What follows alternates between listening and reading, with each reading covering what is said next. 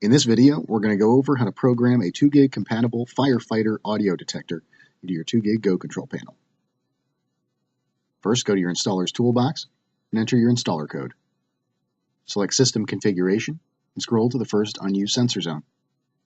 For the RF sensor type, you'll want to select either 24-hour fire or 24-hour fire with verification. The difference being, verification will require a full 30-second activation of your smoke alarm sounder for the FireFighter to trip the alarm. For the equipment code, select Existing Smoke Detector, and then press Shift and Learn, and tamper the FireFighter to learn its serial number. Make sure to select Loop 2 and add in a voice descriptor. And finally, select the desired chime. When you're done, exit saving changes. This has been Jason with Surety DIY. Thanks for watching.